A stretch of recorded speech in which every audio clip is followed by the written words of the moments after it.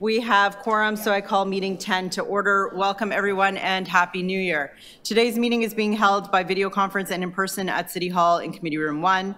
The meeting is also being live streamed online at youtube.com/Toronto City Council Live. Although we are meeting in different locations today, the Infrastructure and Environment Committee would like to acknowledge that the land we are meeting on is the traditional territory of many nations, including the Mississaugas of the Credit, the Anishinaabe, the Chippewa, the Haudenosaunee, and the Wendat people, and is now home to many diverse First Nations, Inuit, and Métis people. We also acknowledge that Toronto is covered by Treaty 13 with the Mississaugas of the Credit. If you are registered to speak at today's meeting, please listen for me to call your name. I will call speakers in the order they appear on the list. The list of speakers can be viewed online by visiting the Infrastructure and Environment Committee link at toronto.ca/council and clicking the speakers box for today's meeting. Members, the City Clerk has provided all agenda materials on toronto.ca/council and on CMP, the Clerk's meeting portal. Clerk's IT staff are available if you need any assistance with your devices. All motions must be submitted by email to iec@toronto.ca. Are there any declarations of interest under the Municipal Conflict of Interest Act? Seeing none, I will proceed with the minutes. Somebody move the minutes. Councillor Pasternak, all those in favor, all those opposed, that carries. We have 6 items on the agenda today, plus 1 additional item that is being added by Councillor Pasternak. We'll run through the agenda. IE 10.1, Administrative Penalty System for Red Light Camera and Automated Speed Enforcement Violations. I will hold as there are speakers on this item, and there is motions from Councillor Sachs that are, oh, no, they're not advanced circulated, but maybe advanced circulated, so I'll flag that. IE 10.2, Cycling Network Plan 2024, Cycling Infrastructure Installation First Quarter Update. There are deputations, so I will hold. IE 10.3, Bike Lanes that are safe and passable. There are deputations, so I will hold that. IE 10.4, Endangered Species Habitat Replacement on Public Lands. I will hold as there is deputations.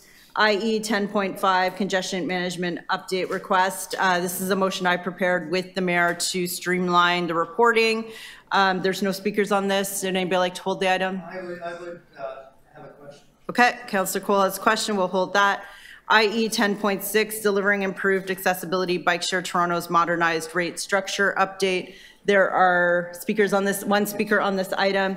I also have the recs that are there from the Toronto Parking Authority, so I'm replacing them with a rec from our committee, written as from our committee, so please have a look at that. It's advanced circulated. And then the last item, 10.7, Highway 401 Overpass Safety, has been submitted by Councillor Pasternak, so we need a motion to add it to the agenda. All those in favor, all those opposed, that carries. Would you like to hold this item, or has everybody had time to read it? Do you need time? Everybody seen it? Okay. Would you like to move the item?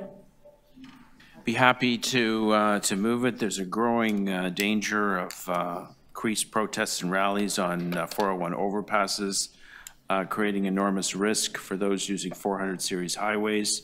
Toronto Police have done their best, but we need clarity because of jurisdiction under the bridge, on the bridge, and across the ramps. So we're asking staff to report back to find out, to create some clarity with jurisdictional issues, enforcement issues, and safety issues. Okay. All those in favor? All those opposed? That item carries. So back to the top of the agenda, 10.1, we have 1 deputant on this item, Allison Stewart. Thank you for joining us. You know the drill, 5 minutes. Hello and Happy New Year, members of IEC. My name is Allison Stewart. I'm the Director of Advocacy and Public Policy for Cycle Toronto. I'm here today to support the recommendations outlined in this item that will pave the way for a new administrative penalty system that will expand the automated enforcement for a myriad of traffic offenses that currently make our streets dangerous and riveted with congestion. One of the things that we would really like to ensure is that the automated speed enforcement programs are not viewed as revenue generation streams for the city. They must be viewed with the exclusive priority of making our streets safer and moving the city towards achieving Vision Zero. This said, we would like to also ensure that the ASC program that there's a specific strategy and plan that is put towards it to make sure that it's delivered and implemented with an equity impact assessment. So some of the things that would be great, for example, would be implementing a sliding scale of fines for repeat offenders, which are geared towards income and vehicle type, because we don't want to overly penalize those that can afford it least versus those that can afford to speed and who have increasingly treat any parking tickets or speeding offenses as the cost of driving their Porsche or Audi. We would also like to see that all revenue after the cost of implementing the program is gone exclusively towards implementing Vision Zero initiatives, such as rolling out the city's complete streets. And lastly, we would like to see transparent reporting on the program performance to get a better idea of the traffic concerns, where are the hot spots, who are the repeat offenders, et cetera, just so we can get a better look at the types of offenses that are occurring across the city. That said, this program, in addition to maximizing and leveraging administrative efficiencies to better run this program, it will also, as a result, when those that are speeding on our roads, they will start driving according to the posted speed limits. It will make the city safer, and it will also incentivize active modes of transportation because of that safety improvement. Thank you. Thank you. Are there questions for a deputy? Yeah, I have a question. Cole? Well, I've been working at this since I introduced the legislation in 1998. Okay, took a long fight to get this into legislation. I just don't understand what you're saying about the Porsches. Are you saying we should have a sliding scale of penalties, financial penalties or fines based on the type of car you drive? Or income, yes. I mean, again, it depends on what the system the City of Toronto is moving forward with, but it would be nice, for example, if the city staff could take a look at some of the programs are implemented in other jurisdictions. The reason that we're seeking a sliding scale is, for example, there are many repeat offenders who can afford to pay the fine and just continue to speed or park illegally versus those who maybe, are on a fixed income or are earning minimum wage. We don't want to disproportionately target them versus those that now, wait a minute. afford more. How do you basically assess a person runs a red light, kills someone, and you say, well, listen, because you're on a fixed income, we're going to give you a diminished penalty. How do you ever deal with that in terms of equity when that person is running a red light, whether they're driving a I don't know, a Lada and driving a Porsche? How do you do that? Well, for one, Councillor Cole, I think right now we're not specifically talking about anyone dying as a result of a traffic infraction. We're specifically talking about a system that is going to be able to capture traffic offenses through a red light. When it comes to the death or serious road injury on our streets, that process absolutely needs to take a look at ensuring that the impact of their action is consistent with the level of the crime. Right now, that's a bit of a separate topic. Right now, we're talking about finding a way of enforcing our traffic laws on our streets without relying on on-the-ground police enforcement, which we know doesn't work, because if you try to walk across the street, across the city, chances are there are cars blocking the intersection, especially during rush hour. Yeah, okay, I agree with that. Yeah. But again, I think you're going down a very dangerous road when you're looking at penalizing people, whether through the court system, through this new administrative system, or through the amount of the fine based on the car you drive and the income you have. We go down that road, I don't know who's going to be the judge and jury about a person's income, the car they drive. Anyways, I'm just saying. It's for example, we're requesting that this program be implemented with an equity impact assessment. And the reality is, increasingly, the size of and weight of the vehicles on our street are increasing. And so, for example, those that are, driving a 13-year-old Toyota Corolla versus someone that's out driving a brand new Ram 1500, that should be recognized, right? I mean, cars, there will always be a place for motor vehicles, in our society. They're very important, but we do need to make sure that the people that are driving them are following the traffic laws that are in place to make sure that those that don't have the luxury of driving around in a Porsche or a big truck or any kind of motor vehicle does not endanger other people's lives. And so, for example, through car registration, we know the type of vehicle that people are registering. So I think that there's an opportunity there to take a look at how that program is done. Cycle Toronto doesn't want to be prescriptive on how it's done, but are really just ensuring that equity impact assessments are taken a look to be more equitable about how we find those that are being caught on these red light programs. I really don't know how you would ever do this dive on people's income and the size of the vehicle and the brand of the vehicle. Anyways. Thank you. The city does it for property taxes, so. Well, this is basically endangering people's lives when you run red lights, okay? People get seriously hurt. Yes. And that's why I started this in 1998 when someone ran through a red light and ran through the pedestrian streetcar island at Dufferin and St. Clair and killed a couple of people and ran through that red light. So I didn't ask what were they driving. So anyway, sorry, this is. And Councillor Cole, we really applaud. Last thought. Okay, additional questions? Okay, thank you for joining us. We have no additional deputants. Any questions on this item? Yes, I have a question. Okay, Deputy Mayor Cole. Yeah, one of the, again, ongoing issues related to the enforcement and the fines is the issue about, the knee-jerk reaction from the laissez-faire people, let them run red lights. You should have a cop in every corner as well. The city or the province or whatever, the state is trying to basically accumulate income.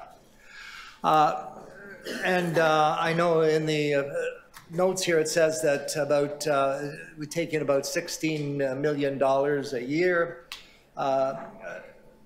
that it costs, I think, to administer this program, but the amount of money is greater than that. I was just wondering, is it possible just to, again, reassure people that this is about safety, is that we could earmark revenues from red light runners towards Vision Zero, for instance. Is that possible to do in our budgetary processes? Question for me. Through the chair to Councillor Cole. So we've been tracking what other jurisdictions are doing in this regard. Generally, most have the revenues flow back to the general fund. Ottawa has recently taken a different approach where they've supported directing those revenues to specific programs. We have had, I think, pretty good luck in coming back with data-driven programs on Safety Vision Zero across the board to work with council on supporting our budgets and what we can deliver based on those budgets. So while we've had that conversation and we've certainly raised it up to the CFO as well, Certainly, I think currently, we believe that there's many, many ways to go about doing that, and it would be something that we'd have to look at as part of the budget process. Yeah, and just what is the cost of Vision Zero? Never mind this program itself, the overall umbrella cost of implementing our Vision Zero initiatives. In 2023, our budget for Vision Zero initiatives was $73 million. 73 million. So it's a pretty significant program, and we try to balance that against what we can actually have the capacity to deliver. Does that include the $23 million for our school crossing guard programs? Yes, it does. Yeah. Okay, so is it possible that I could ask for just an update to see if there's ways of maybe looking at what Ottawa did? And from a budgetary perspective, I know the budget people don't like earmarking money. I mean, that's been the traditional pushback, but it would be possible for me to ask for just a report back to see how we can maybe look at that allocation towards Vision Zero or other road safety measures. Sure, we're happy to do that. Okay, thank you. Councillor Sachs.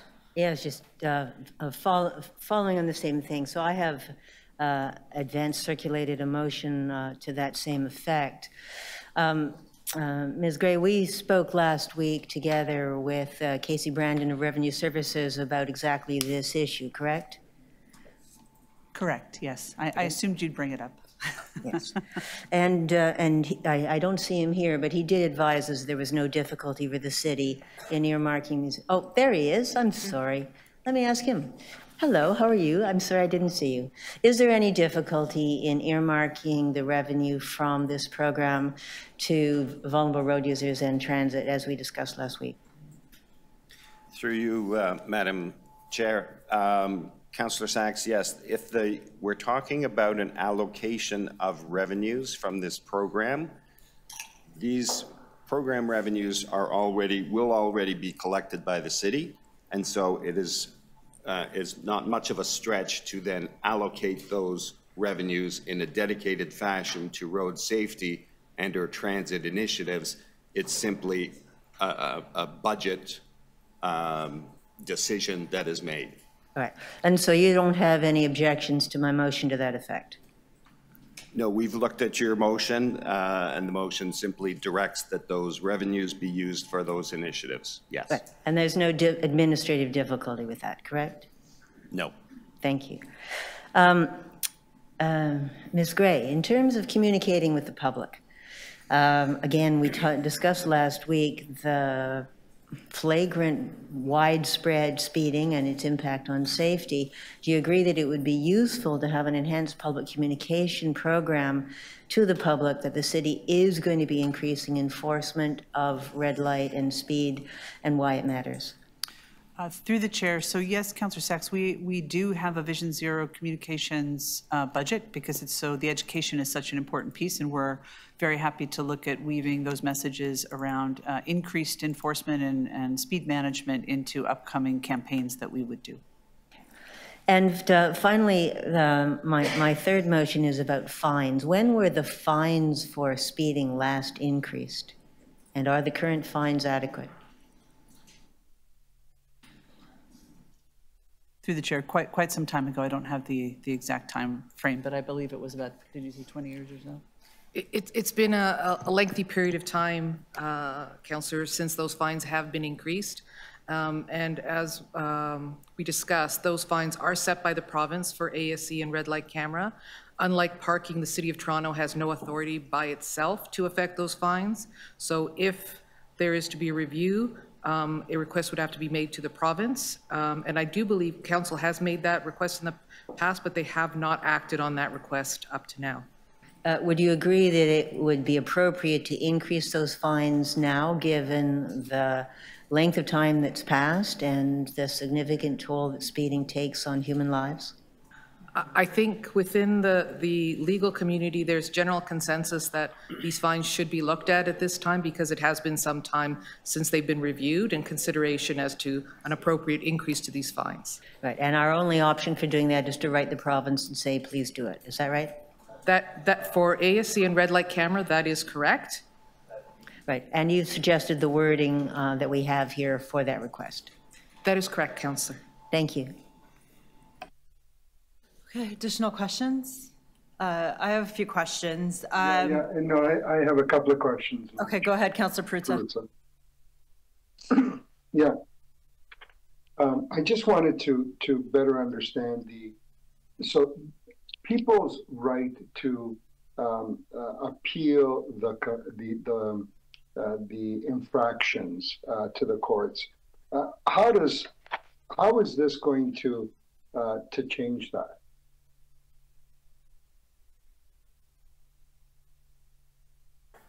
Through the chair, Diane Cassius, Director of Court Services.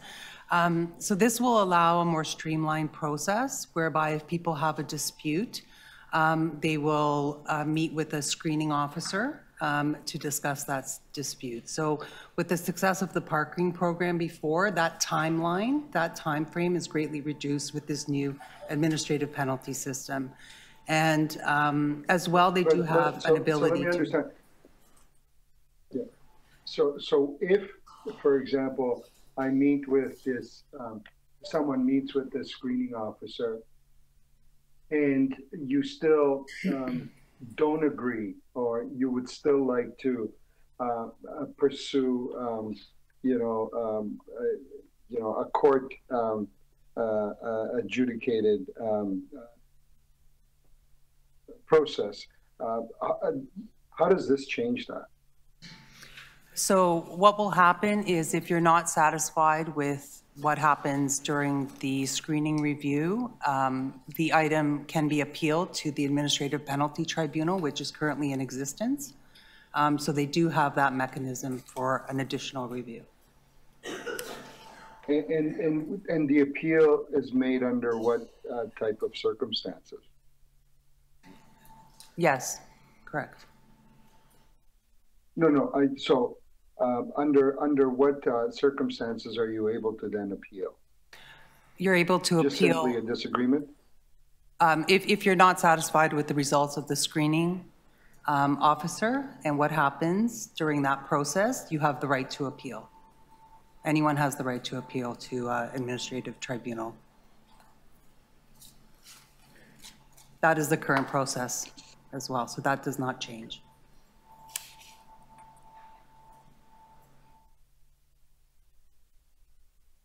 Okay, is that the end of your questions? I'm done, Madam Chair. I guess I should have asked the councillor this question, Councillor Sachs, but maybe I can. She hasn't moved a motion. You can ask her when she moves the motion. Sure. Okay. Additional questions of staff? I can't see Councillor Morley right now. Okay, I just have a couple questions. Would we be happy if the automated speed program made no money because people weren't speeding?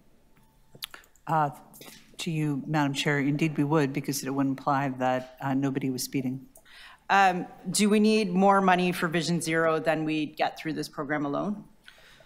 That we would get through automated enforcement? Yeah. Yes, the budgets for Vision Zero, as I've described, certainly exceeds what the revenues are for automated enforcement through the cameras. And if, again, people change their behaviors, we would anticipate that those revenues would not necessarily be stable or growing. They may, in fact, decrease over time. So with the way the revenue scheme is set up right now, we intentionally need to say, as a council, this is a priority for us and invest in it.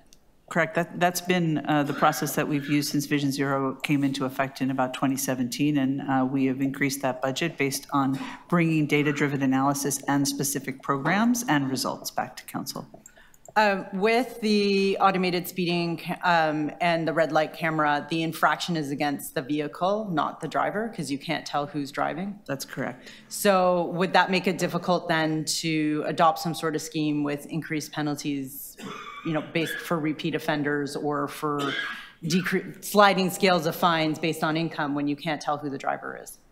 To you, Madam Chair, yes, I think it would. And I just wanted to flag that we also do sort of an equity analysis, because we understand that enforcement can have a disproportionate effect we take that into consideration in terms of citing criteria based on sort of broader population level data. So we're certainly happy to continue to look at how we do that equity analysis as well. And council has previously given direction for you to look at expanding the automated speed enforcement camera, but it was recognized that this was contingent on APS. So will you be looking into that? Yes, absolutely. So there's two ways you can go at it. You can increase fines or you can increase enforcement of the existing. And so right now we'll have increased enforcement would be the goal. Yes, and I believe the motion that was passed in March, I believe it was your motion, asked us to look at doubling the number of automated enforcement cameras and to look at all procurement methods to do that. So we are currently looking at expanding our capacity to increase red light cameras through an additional procurement, as well as the same with automated speed enforcement for 2025 probably. Okay, and then my last question, I don't know that I reset, is around just financially, like, do we start a slippery slope when we start having everything tied, every revenue stream tied to an expenditure? Like, does that start to become administratively more difficult and requiring more people and tracking, et cetera? Through you, Madam Chair, yes, in answer to your question, the city's practice has been to allocate revenues to general sources so that council decisions can decide what the priorities are for spending.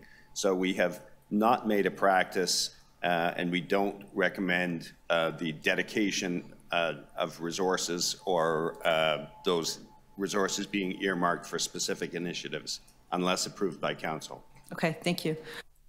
Additional questions? Was there anybody else? Okay, speakers to this item. Councillor Sachs, I know you have motions.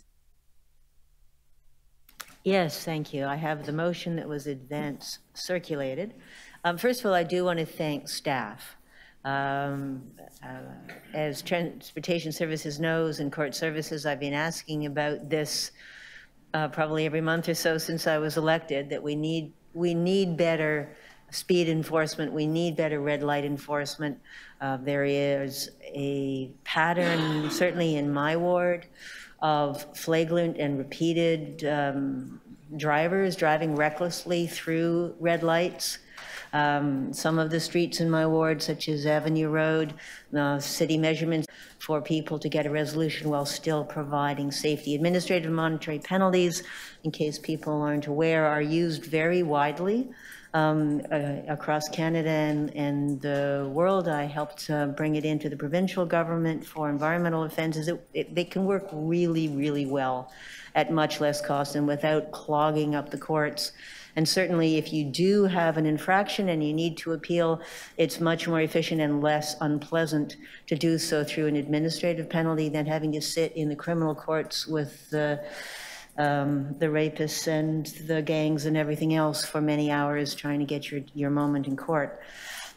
In terms of the particular amendments, you know, I do acknowledge that there can be difficulties in people understanding the legitimacy of fines, and this is something, again, that Ms. Gray has been raised with me many times over the last year as a challenge in increasing fines and increasing enforcement is public resistance and this accusation of being a cash grab. I certainly know from talking to people at the door that it's easier for people to understand having to pay something if there is something identifiable that the money goes to. We have an almost unlimited need for fund for transit. We have a significant need of funds for protecting vulnerable road users. And this program, I mean, in a perfect world, it wouldn't raise any money, but having been a prosecutor, I'm not expecting that perfect world to arrive during my lifetime. And in the meantime, at least this would give us something clear to point out to people that this money is going for transit, which makes the city better, and for the safety of our neighbors and our children and our parents. Given Mr. Brandon's confirmation that there's no difficulty for the city to manage this. So I am suggesting that we do earmark the money. I mean, I've asked for a report back in 2 years to tell us did it work? What have you done with the money? And if the earmark is not useful, we can abandon it. We can abandon it at any time if it's not useful. But in the meantime, I think this will make it easier to gain public acceptance of this very, very important initiative and the significant increase in enforcement that we need to have happen if we want to change people's behavior. The second thing is the need for public communication. Again, this is part of it. We know that enforcement alone isn't enough. People also have to know what's expected of them and why. And though for those of us who've paid attention, we know that speed kills, not everybody does. And the third thing is the fines. So since the fines haven't been increased since 2005, and are no longer appropriate in terms of having any deterrent effect, the fine should be increased, and all we can do is ask the province, and so I suggest we should ask the province. So I'd ask your support for the item and for my proposed amendments. Thank you. Okay, thank you. Were there questions of the mover? I know Councillor Perruzza had questions. Well, yeah, just a quick question, really. Because I've seen this, like, I mean, I guess I've lived here long enough to understand that, you know, these motions, your motion to direct any additional monies to this program, you understand that all that does is really just sort of create a bit of administrative work, but at the end of the day, it means nothing, correct? You understand that, right? Sorry, I understand that the earmark would direct these funds to improving the safety of vulnerable road users and to transit, and we have an enormous need for additional funding for transit. The total funding that goes for each of these things is determined through the budget process. So let me ask you a question. How do you do that? How do you, through the budget process, increase the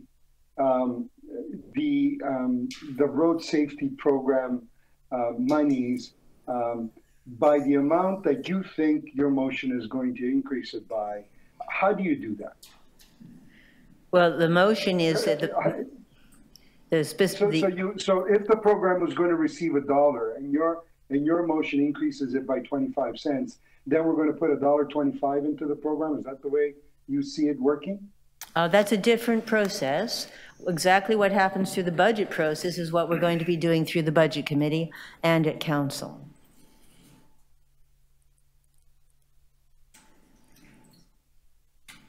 That's fine. Thank you. Yeah, I'm good. Great. Any additional questions? Councillor Pasternak. Thank you, Madam Chair. Just questions for the mover. Historically, finance has not been a big fan of taking revenues and dedicating them to an expense item.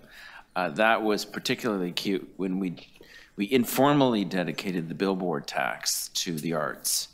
And I understand that's no longer the case because finance was never keen about it. Do you think finance has changed their minds about this policy and that they're willing to be more open to dedicating revenues to specific programs and locking them in?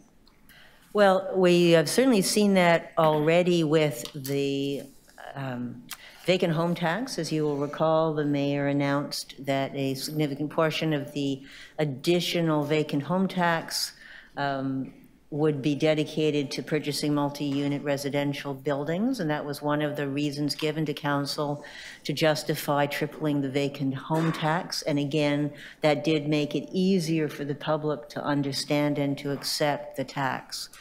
In the particular motion that I have here, from the vantage point of my seat on the TTC board, I know that the TTC has hundreds of millions of dollars, billions of dollars of deficit, both in operating and capital, and any amount of money that we can provide to them is not going to be, well, virtually any amount of money is going to be necessary for transit. We have line 2 basically running on chewing gum and baling wire. We have the report that came to the TTC board at our last meeting about what is needed to fulfill their transformed TO commitments. Again, hundreds of millions of dollars that's unfunded. So there is no amount of money that we could be using from this purpose for transit that would be enough. I think that's part of what makes this distinct, is we know that transit is critical to the future of the city. We know that greening transit is critical to our climate goals and to air quality and to congestion, and we know it's unfunded. Okay. Just to wrap up, so on that issue, and maybe we should leave this for council, and I probably should have. You don't know what I'm going to ask? I know what you're going to ask. Well, what am I going to ask? Ask the question. Let's go. Let's go. Well, can you take a quasi-judicial statutory penalty system and put it into operating in an arm's length transit authority? I mean, that just strikes me as an odd, circuitous route for money. But I will leave that for council. Okay, additional questions in the mover? Okay, additional speakers to this item? Anybody? I have a few things to say. Anyone else? Let's get on with it. Okay. So I'm going to ask for a recorded vote on items 1 and 3. I'm not supportive of earmarking the money because, one, I think it's slippery slope. I think it becomes administratively heavy if we start doing this on everything. But more importantly, I think the way we're doing our budget right now is we're very intentional in saying Vision Zero is a priority we want to be funded. And we consciously have that discussion each year. We invest more money than the camera system brings back in. And I think that is an important way for us to prioritize our work, to be intentional, to say this is important. I think we'd all be happy if this, and I agree, Councillor Sachs, I don't see we're not going to make any money of it, but I would be happy if this program made no money because people weren't speeding. I don't think we need to do this to convince the public of its importance. You know, I was on doing an interview last week and the radio host was coming at me hot, you know, trying to say this is a bad thing. And I said, look, these are in areas that are protecting our most vulnerable road users, our children in the schools, your children in the schools. And I think everybody has a good acceptance of the importance of that. So for that, I'm just not supportive of earmarking the funds. I think we're going to need more funds than this brings in. And I think it's important we continue to be intentional in our investments. Likewise, at this time, not supportive of number 3 in particular, because this system is against the vehicle, not the driver. And I think that we start to get into issues around that as well. I think that if we do want to increase fines for speeding, it should be dealt with outside of this APS item. In that, you know, I think we're very targeting what we're looking at here today. In addition, I'd like to prioritize advocacy to the province. One of the things that I'm working very hard on is increasing the fine for blocking the box when cars block pedestrian intersections or go into the intersections. So I'd rather that we focus at this time on that advocacy and also on expanding the program with the additional 75 cameras to increase enforcement across the city. So again, I'll ask for a recorded vote on that just because that's where my priority lies, but I appreciate that others may have different priorities than me. Other speakers to this item? Okay, so we'll go to a vote, recorded vote on item 1. This is about the earmarking the funds. All those in favor? I have to switch to the... No. Are you recording all of these votes? Just item 1 and 3. I want to vote against that. Well, then you can put your hand up against it when I call it. Okay, so item 1, all those in favor? Councillor Sachs, Councillor Morley, all those opposed, Councillor Cole, Councillor Pasternak, myself, Councillor Perruzza. Number 2, the enhanced in communications, all those in favor? All those opposed? Part 2, yeah. So part 1 was 4-2, and now we're on number 2, item 2. But item 2 is not a recorded vote. Okay, so all those in favor on item 2? All those opposed? That carries. Item 3, recorded vote. All those in favor?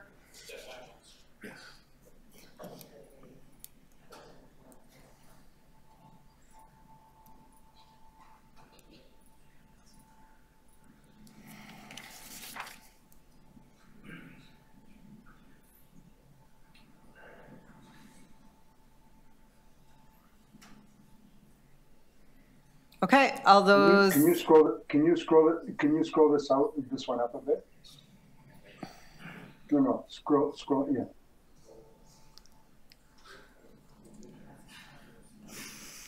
We can't scroll any further down. Okay, all those in favor? Councillor Pasternak, Councillor Sachs. I have to switch the screen. Councillor Morley, all those opposed? Myself, Councillor Cole, Councillor Peruzza, that fails on a tie. Item is amended. All those in favor? All those opposed? The administrative penalty system carries on. Okay, item IE 10.2, Cycling Network Plan 2024 Infrastructure Installation Program. We have 1, 2, 3, 4, 5, 6, 8, 9, 10, 11 speakers, 5 minutes each. Our first speaker is Michael Longfield. Our speaker after that will be Adam Rogers, followed by Hamish Wilson. Michael Longfield, you have 5 minutes. I'm the Executive Director of Cycle Toronto, and I'm here today on behalf of our organization and our supporters and our members just to say how very happy we are with these cycling projects that are coming forward. You know, I think totally they're not a lot of kilometers. I think the city's estimating it's about 2.5 of new and 3.5 of upgrades. But these are really key connections to our network and really just will help make the existing cycling network more usable for more people and really connect us to some key destinations. I think the project up in North York in Councillor Pasternak's ward along Champaign and Elnis, for instance, will help provide more connections to York University with the Finch Hydro Corridor, connect to the really beautiful bikeways that were built on Chesswood, and help provide connections to Downsview as well, so to give people more transportation options that way. Similarly, too, downtown, the proposed extension of University Avenue, inching closer to Union Station, again, it's just getting our network closer to connecting to our biggest transit hub and really helping support those types of multimodal trips that we're going to need if we're going to be serious about hitting our Transform TO climate action goals of 75% of trips walked or transited or biked in less than 7 years from now. Altogether, you know, again, we think these are really great projects. We're looking forward to seeing more from transportation over the course of this year. And yeah, I really hope these projects have the committee's unanimous support. Thank you. Thank you. Any questions? Seeing none, thank you for joining us. Our next speaker is Adam Rogers. Do we have Adam in the room? Online? Adam, you have 5 minutes. Hi. Can you hear me? We can hear you. Perfect. Okay, I'll keep this short. I'm just speaking to the technical amendment for the Bloor corridor, the western extension. I just wanted to say I'm glad that the staff highlighted a kind of speed discrepancy in that they're addressing. There is one. As strange as it is, on Bloor, there's this one stretch of 60 kilometers an hour in the 6 Points corridor, basically between Resurrection Road and Kipling. I feel this is sort of something from the past of the old spaghetti junction that used to be out there. And really, this is much needed because of the amount of construction that's going to be going into that area very, very soon. So the sooner we get that down to 50 to kind of line up with the rest of Bloor, west of Kipling, the better, because once that construction goes in, that 60 speed just doesn't make any sense. One thing I wanted to add, and I forward this to staff and it's in my email, but since we're on the term of technical amendments, I think as someone who takes the stretch of the new Bloor bike lane from Aberfoyle all the way to Prince Edward most days, I've noticed a few areas that really need to be addressed, and I think I know it's very easy to blame drivers. It's like, oh, they shouldn't be doing this, that, or the other. But honestly, I think it's just confusing of how it was set up. There's certain, I would like to call them hotspots, where the parking situation is confusing, which will lead to the drivers parking in the bike lane because they are not aware. In fact, actually, yesterday when I was biking, I literally hit 2 spots where drivers were parked in the bike lane, and I know exactly where. It's already been highlighted in my email. I think staff already has it, so I just want to say that I think that it could benefit from the staff to do a walk around and see. There's two particular areas where there literally looks like there's parking within the bike lane and there's no clear signage. So drivers, of course, park within the bike lane because there's no way. So that would mean that the drivers are literally exiting out into the bike lane onto the street. It doesn't make any sense. I think ideally we either need to make clear signage and block it off, or just readjust the bike lane so that it loops in through that parking. And this is because of how Bloor is set up, that traditionally there were sort of parking bays. And in most cases, they use that well, but in these cases, they're not. So I would just like to highlight these as someone who takes this route all the time. This will be great this is better for everyone, for pedestrians, for drivers, and for bikers if we address these in a future technical amendment. Ideally, it would be done now, but I think just staff needs to go through on a few days and see how it looks. And I think they'll get a pretty clear idea based on the chart I laid out of where these hotspots are. And if we can address them, I think it'll be better for everyone. Unless there's any questions, I will leave it at that. Thank you. Any questions for the deputant? Okay, thank you for joining us. Our next speaker is Hamish Wilson, followed by Rick Ciccarelli, and then Allison Stewart. Hamish Wilson, you're up, 5 minutes. Yes, please, and if I could get, oh, that's quick, wonderful. Good morning, thanks for hauling in. It's great to have all of the initiative and momentum in many, many ways to address all the issues that need to be done, and it's a huge city, there's no doubt about it, absolutely huge. So how do we actually make make it safer? I've been guided through the years, decades, by the crash stats, focused more on the old city of Toronto for a variety of reasons.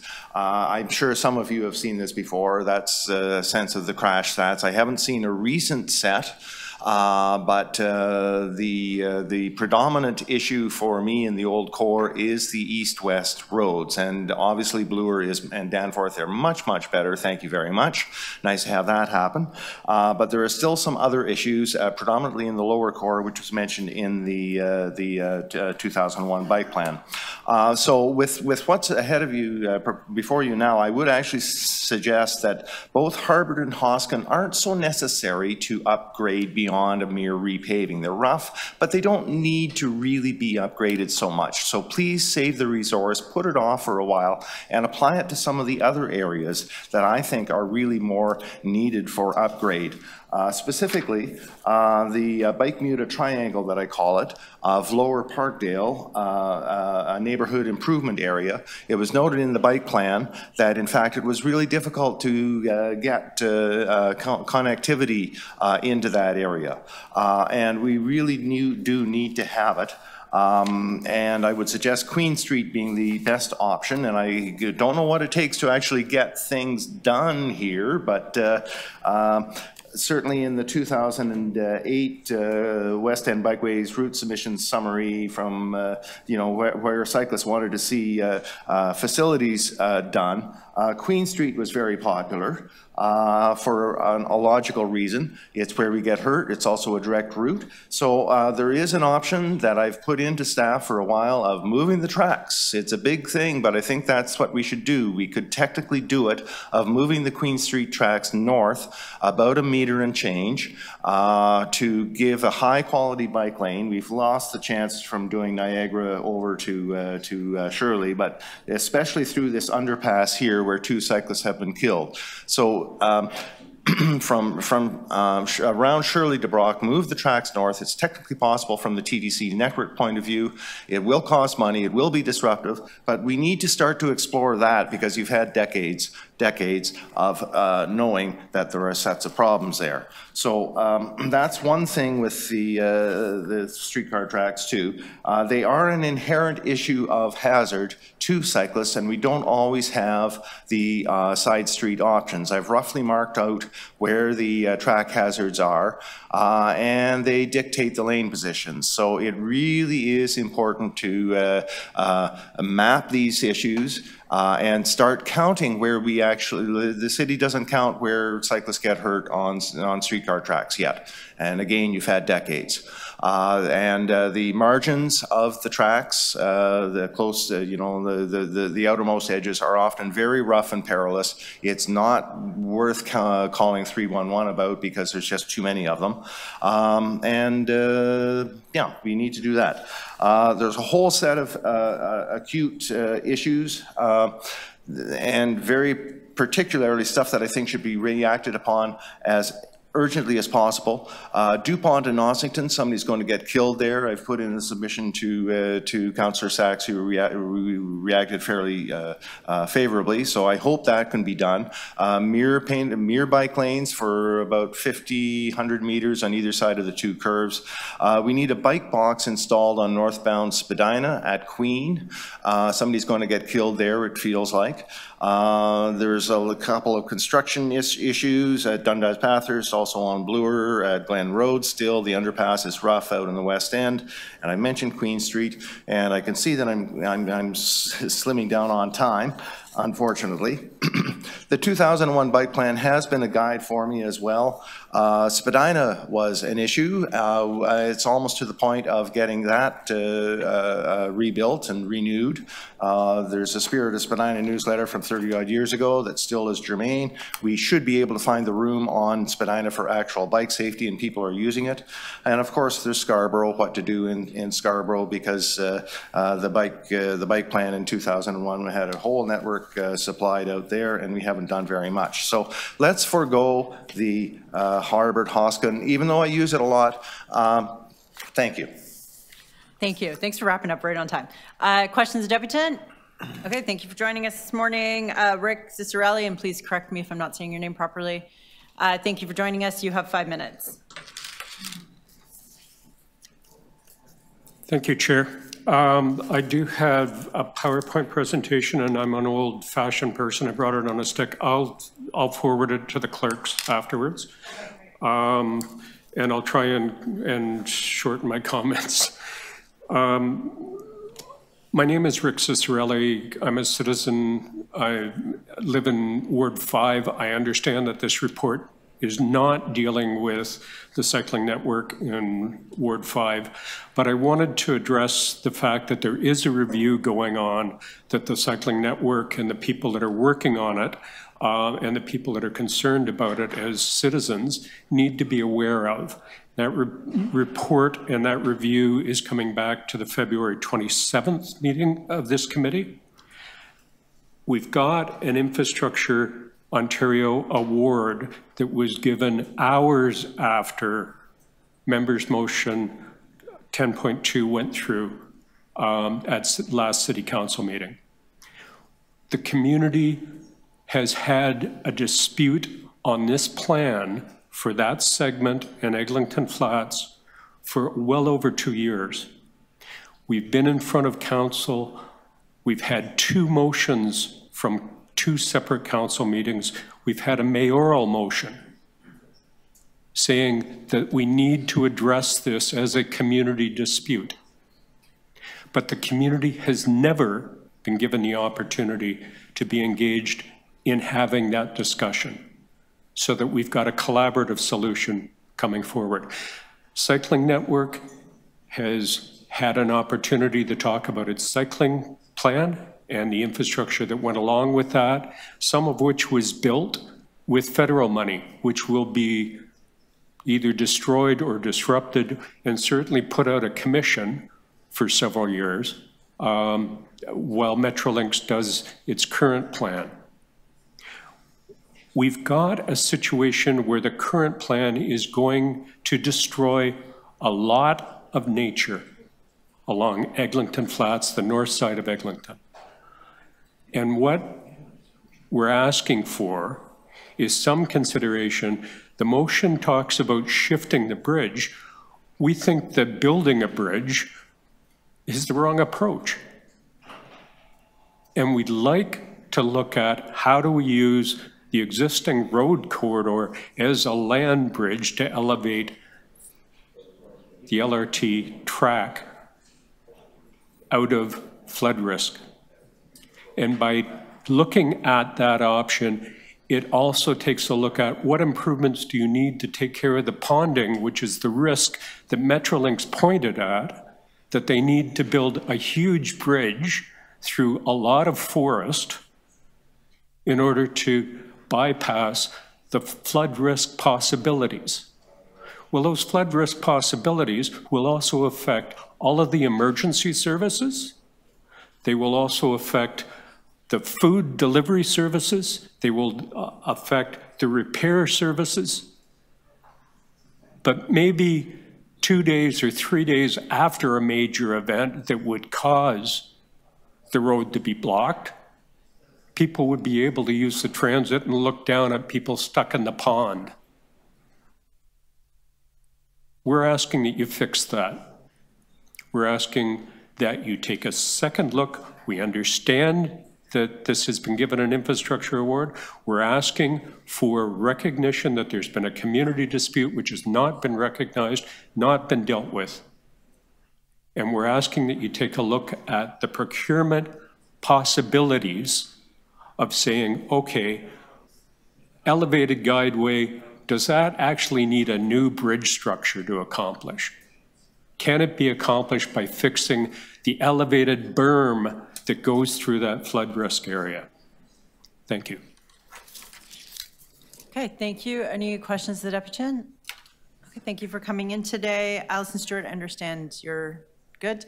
Okay, and sorry, were there any questions to the Deputant? No, thank you. Thank you. Malcolm Kennedy is our next speaker, followed by Andrew Hunter, followed by Trevor McGrath. We have Malcolm Kennedy online? No? Andrew Hunter. Hi, thank you for joining us. You have 5 minutes. Thank you.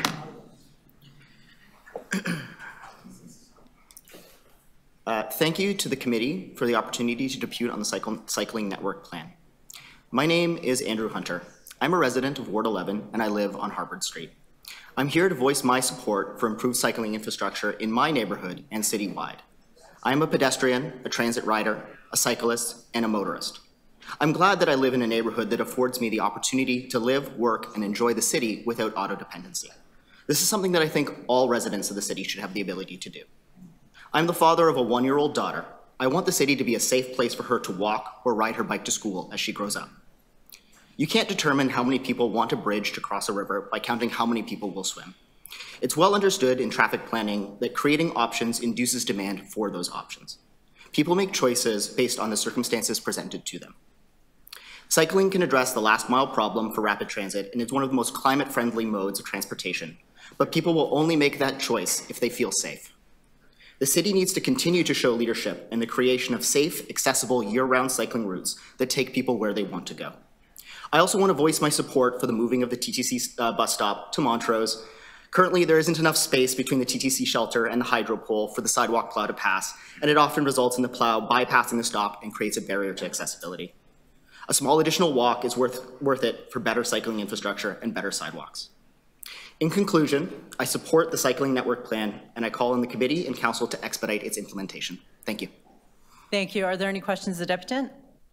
Okay, thank you. Our next speaker is Trevor McGrath, followed by Robert Hallowell. Do we have Trevor McGrath here? Thank you. You have 5 minutes. Thank you. Hello, today I'm here as a cyclist, a resident of Ward 14, and someone who remembers bike lanes and Bloor as a dream. I'm here to ask you to approve the cycling infrastructure improvements across multiple wards. I live on the Danforth, and I'd first like to thank the city for implementing the cycling infrastructure upgrades along the Danforth, where they've added several separated cycle tracks. I have seen firsthand that these infrastructure upgrades have improved the safety for cyclists. That's leading to an increase in the number of people choosing active transportation. I often ride among seniors doing errands in Greektown, parents riding with their kids to school, and those commuting to and from the core for work. When traveling downtown, I will often take the Dundas Street bike lane. It's a shorter distance and it's less busy. I absolutely avoid Gerrard and Queen Street due to streetcars and on-street parking causing conflict. There's just not enough space to cycle safely. With the proposed improvements being recommended by the General Manager of Transportation, some of the current less safe portions of the bike lane will be remedied. Parts of Dundas Street are traveled at a higher rate of speed with nothing between the bike and the car other than a painted line. Moving the bike lane to the curb and having parked cars and barriers provides a sense of relief for cyclists that a car cannot just enter the lane. Every time I use that bike lane, I see a stark reminder of the consequences of a lack of cycling infrastructure converged with a distracted driver. In May of 2018, 50-year-old Douglas Crosby was tragically killed by a turning commercial truck, leaving behind a wife and 2 adult children. Douglas was remembered by saying cycling was the right choice in the city, but mentioned to friends the dangers of cycling in the city. As many studies have shown, protected cycle tracks greatly reduce the number of issues between cars and cyclists. So today, by improving these improvements, you'll likely prevent a future injury. With the city eliminating parking minimums on new developments and the emphasis being put on using transit and cycling to travel the city, the continued investment in cycling infrastructure will help accommodate the transition to cycling as a safe and green mode of transportation. Hopefully future improvements that you will consider will help complete other missing links on Dundas, such as the portion between Sackville and Sherbourne, where it's currently unprotected, to connect with Sherbourne, which is another very busy cycling network. Thank you very much. Thank you for your deputation. Are there questions of the deputant? Thank you for joining us. Our next speaker is Robert Hallowell, followed by Rich Scribner. Do we have Robert here? Yes. Hi, Robert. You have 5 minutes. Hello, everyone. My first time doing this sort of thing, so I'm a bit nervous. I had heard, and I'm not, and I know you, Councillor Sachs, will maybe talk to you later, from a canoe trip years ago. So yeah, I'm not a member of any group. I just heard about the fact that you're going to be discussing the connectivity of the bicycle network, and I just wanted to come and say, as a sort of an ordinary person, that I'm all behind that. I'm a retired teacher. I cycle every day. And the one little complaint I've had has just been the fact that quite often you're on the roads and sidewalks because the trails end. And that's more of an issue going from center out. I live in Ward 19 near Main and Gerrard. So coming into town, it's great. And there's lots of possibilities for trails. And it's just getting going the reverse. If I want to go out to Scarborough, for example, or North York, up to North York, then I'm sort of stuck being sort of diverted onto roads and sidewalks some of the time. So I guess you hear the nervousness here coming through. I'm not used to hearing my own voice played back at me. I guess I just want to say thank you to the city and to the transportation services of the councillors for actually starting to work on this connectivity issue and to connect these bits of trail together, especially in the outer lying areas of the city where it's often broken, the network. So I'm just very supportive of that. I want to thank you for that. And just to basically say that a trail network is only as good as its connectivity. And the money spent in fixing those little bits, I think, is very well spent. You know, fixing transit in the city, congestion, it's a cocktail, and you have to kind of work at all the pieces. There's no one single solution. And I'm a good example of just an ordinary person who actually does use the network. And the safer it can be and the more connected it can be, the better for everybody, I think, including drivers. And I do have a car, by the way, too, so I kind of do it all. Thank you very much. Thank you. Good job on your first time. Come anytime. Any questions, the deputant? I'm sorry. Councillor Sachs. I just wanted to say the same thing. You did great. It wasn't that hard. We didn't bite. Thank you for coming. Thank you. Okay, our next speaker is Rich Scribner, followed by our final speaker on this item, Ben Wedge. And Rich is online. Can you hear us? Hi, you have 5 minutes. Yes, go ahead. We can hear you. Okay, excellent, perfect. Hello, everybody. Thanks so much for the opportunity. I will just say I am actually not a resident of Toronto, but I do live nearby and I work at York University. So I just want to preface that, but I'll tell you why. So thanks for the opportunity to speak specifically about the updates I was seeing on the Champagne and Almas Road Safety Improvements Project, which will support the York University community. I'm a professor at York University, and I cycle to campus several days a week using roads in the city of Toronto to get there. I'm also conducting research on how commuter cyclists negotiate roads, motorists and general publics, the ways they kind of move through the city specifically. So I want to join my colleagues here to offer support for the improvements project. This project would work to reframe the sentiment that I hear often among students and new cyclists, and even in my research. They prefer to keep to the sidewalk because they don't feel safe on the road. I understand the sentiment as someone who often negotiates space on Jane Street and Steeles during morning rush hour, and then in the evening rush hour as well, around 5 p.m. when I'm commuting home. So I agree with the project's plan to include protected cycle tracks and to reduce conflicts, in the words of what I saw with the updates, with motor vehicles and people walking, and provide a safer experience for all road users. And I would just be curious to see what this impact is like in the future, especially as 10 years or 5 years from now, as my son begins to think about university, which will happen in sort of a blink of an eye, I could say. Thanks for your time. Thank you for your deputation. Are there any questions of the deputant? Okay, seeing none, thank you for joining us. Our final speaker on this item is Ben Wedge. You have 5 minutes. All right, thank you. My name is Ben Wedge, and I live in Ward 11, and I'm thankful to have access to decent cycle tracks to complete most of my daily trips, including the Harbord and Hoskin lanes, which are proposed for upgrades in today's report. I want all Torontonians to have this experience available to them. Toronto has an ambitious goal of 75% of trips under 5 kilometers to be done by walking and cycling by 2050. Approving a mere 1.5 kilometers of net new cycle tracks this quarter will not get us toward that goal. While cycle tracks are just one part of the plan to achieve these targets, a University of Toronto study cited in the 2022 to 2024 near-term implementation plan approved by this committee found that we would need to install 40 centerline kilometers of new bike lanes each year to meet the 2050 mode share goal.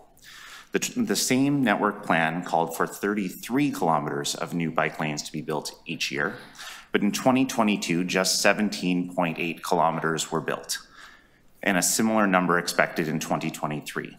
So that's about half of what is required by the reports you've approved.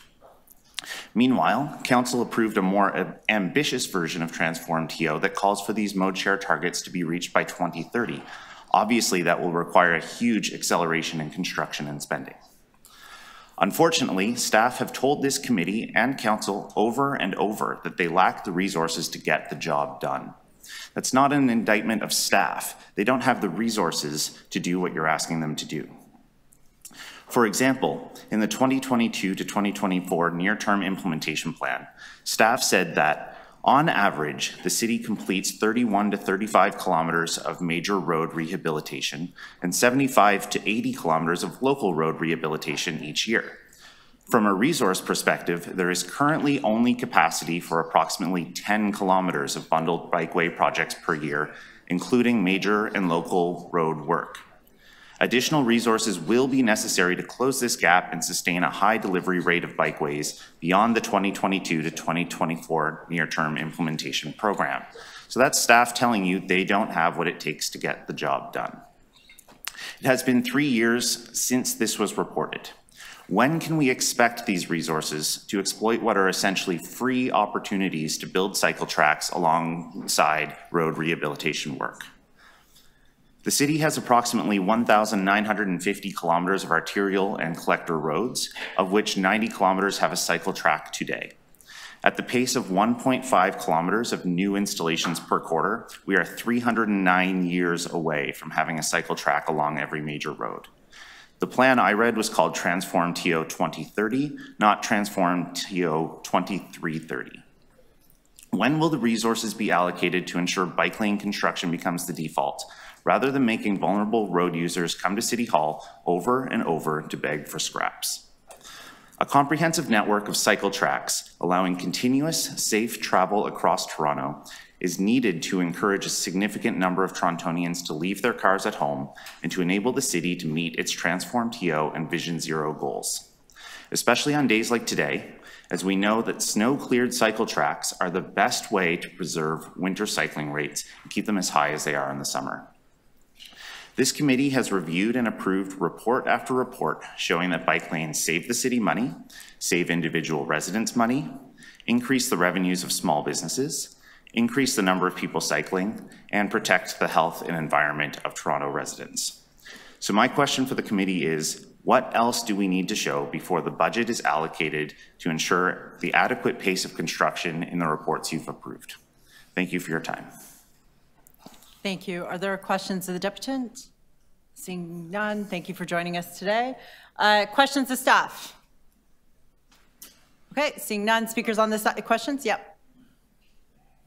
So just thank you, Madam Chair, through you to staff. Just focusing on a couple of issues in Ward 6, on page 2 of the report, Wilmington Avenue parking Ward 6. These are what you call housekeeping amendments. Can you describe what the parking is? Is it reducing it? Is it keeping it as the same? Is it enhancing it? Remembering that we have 3 schools there plus a community center. Through the chair, so right now 2 parking laybys were constructed, and it's actually just bringing the bylaws in alignment with what is seen on the street today. So what's currently there is not impacted? Correct. Okay, thank you. Second part is seeking approval for bikeway projects on Champagne Drive from Chesswood Drive to Finch Avenue. So these are considered cycle tracks. Now, my understanding is those are painted pictographs on the roadway. There'll be protected bike lanes, so there'll be a barrier between the road and the cycling space. Now, does this reduce the lanes, traffic flow on Champagne or Alness? No, all motor vehicle capacity is retained, plus working with the Duke Heights BIA and TTC, we will be extending the left turn lane southbound on Alness to Finch to improve motor vehicle capacity for left turning vehicles there. So if anything, motor vehicle capacity is being increased. So both Alness and Champagne are wider roads than required, right? So we have the wiggle room? Correct. Okay. All right, thank you. Thank you, Madam Chair. Thank you, Abby. Thank you. Additional questions, staff? Go ahead. A couple of questions, yeah. Sure, let me just, I guess, so in all these areas here, you have very, very wide boulevards. Why wouldn't you just simply retain the road width and put the bike lanes between the curb and the sidewalks? Given that you have the room there, like what's the resistance to that in the suburbs? Thank you for the question, Councillor, through the chair. Generally, constructing the cycle track in the boulevard can have more impacts to utilities, trees, and driveways in that space. And so if there is room to have the cycling facility integrated into the curb-to-curb road space without impacting motor vehicle traffic, then that is preferred. It does have the benefit of reducing the speed of motor vehicle traffic because the available lane width is brought to today's standards. But the reason why in some of these areas like Champagne, you have the wider roads is because you have very, very large trucks. These are industrial neighborhoods. So you have considerable amount of truck traffic, dump trucks, big rigs, tractor trailers. Just north of, on the north side of Finch, we have a works yard with that. For example, you have all kinds of equipment, snow stuff, and all those things. So why wouldn't you want to maintain that road width, that comfort level for those trucks? Why do you want to put cyclists right next to a dump truck? Do you think that that's safer?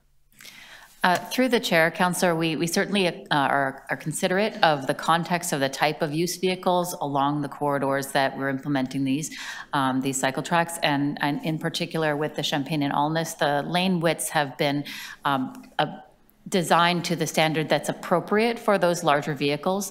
And as was mentioned by Becky in the response earlier, there is physical separation in the design that would have some protection between the cyclists using the cycle track and the motor vehicles, large as they may be, in the motor vehicle lanes adjacent. Did you look at the boulevards here on Champagne in terms of like trees and I don't know, the underground infrastructure? Did you look at putting the lane in the boulevard between the curb and the sidewalk, given the width of the curb and the sidewalk, given that there are no trees there? Yes, we did look at the boulevards. Did you take a look at that? Yes, we did look at the boulevards as part of the and, design.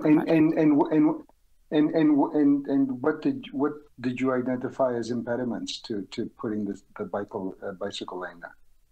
So through the chair, so in some areas we are actually putting the bikeway in the boulevard space. There's a curve along Champaign. And so in that location, to retain wider motor vehicle lanes for the large trucks, we are impacting the boulevard and placing the bikeway in that space. So we take a context sensitive approach. In other locations, there is quite a lot of utilities. There's also areas where there's more limited public property in the boulevard space where it wasn't possible to recapture space for the bikeway. We are impacting a number of trees, and if we had taken more space in the boulevard, that tree impact would have gone further up, along with additional Rogers Bell and other utility relocations. Would you be able to provide me with like your work on that, because I really need to understand it, because there's a resistance on your part in the suburbs to put bike infrastructure in the very, very wide boulevard spaces, and you continue to choose, for example, as on Sentinel, you continue to resist doing that and putting the cyclists on the road. Now, I understand Sentinel is a different example. It's a residential road. You don't have a lot of truck traffic, although we did have a fatality there at the corner of Sentinel and I forgot the name of the street there in front of the school. But you did have a fatality there, but you continue to sort of choose to put the bike infrastructure there. And I just need to better understand it. Would you be able to provide me with some of that work that you did on Champaign in terms of like trying to locate the bike lane on the boulevard as opposed to the road, and why you chose the road as opposed to the boulevard? Through the chair, Councillor Prout says, sure, we can certainly provide that. I just wanted to address the concern you have about staff resisting looking at that. I think what the team has described is not resistance, but that we've looked at a full suite of options for where to put the bike lane and tried to get the best value for dollar in terms of minimizing the cost and addressing a context-sensitive solution that deals with oversized trucks and trying to get people to cycle safely. So where we can use the boulevard, we do, but there's a lot of other extenuating factors, so I wouldn't want it to be perceived as a resistance, but more looking at it in full context, and we're absolutely happy to provide that information. That was your final question. You can continue to follow up with them offline. That's the end of your questions. You can follow up offline before council. Okay. Additional questions? Councillor Sachs. Yes, thank you to Transportation. So again, thank you very much for all of the work that's gone into the cycle plan. I mean, I'd like to do more faster, but this is all great. The one question I had was that in the report, at page 13, you mentioned Yonge Street, and you mentioned the council's approval from February 2023 of the Midtown Complete Street Project, and you're proposing a technical amendment for a left turn lane. But part of council's approval in February was a direction for a traffic study of the impacts on the residential streets abutting Yonge, which are suffering from unranged drivers, driving on sidewalks, a lot of other problems. And there was a deadline in the council approval that you'd get back to us by October 2023. So when are we going to get a report back, please, on the Yonge Street traffic study that was part of that approval? Thank you for the question, Councillor Sachs. A very fair question. We did have one meeting with you and some of the community members about some of the analysis that had been underway on Yonge Street, but we have a memo that has been drafted and is under review and is to be to you later this month with an update on the work and the traffic studies in that area. So thank you. Okay, thank you. Additional questions? Seeing none, speakers to this item. Well, just briefly. Councillor Cole. I can understand the frustration from some of the speakers about when are they going to invest more in the infrastructure for the cycling network. I just don't think we're doing a good enough job letting people know that the City of Toronto faces a $45 billion infrastructure deficit. That's with a B, billion. That's on the capital side. So it's not only cycling networks, but all of our infrastructure needs, from sewers to roads, sidewalks, water systems, 45 billion in the hole. And we've got a $1.8 billion operating deficit. Despite the New Deal the mayor has achieved for this year, we still have that huge hole. And on top of that, we had the provincial government basically take away $220 million a year we usually get from development charges to build cycle paths, wider sidewalks, cycling infrastructure around new developments. So every year we're going to lose another $220 million. So unless we address that and let people in Toronto know those are the realities, we're going to continue to see people frustrated because they don't know the billions, the billion-dollar holes we're facing. So I just wanted to remind us we've got to do a better job of letting people know about these billions that we're missing. Thank you. Okay, thank you. Additional speakers? Deputy Mayor Morley.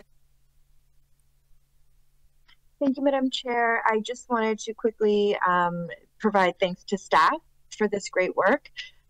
We've been working really closely, specific to the Bloor Complete Street project installation.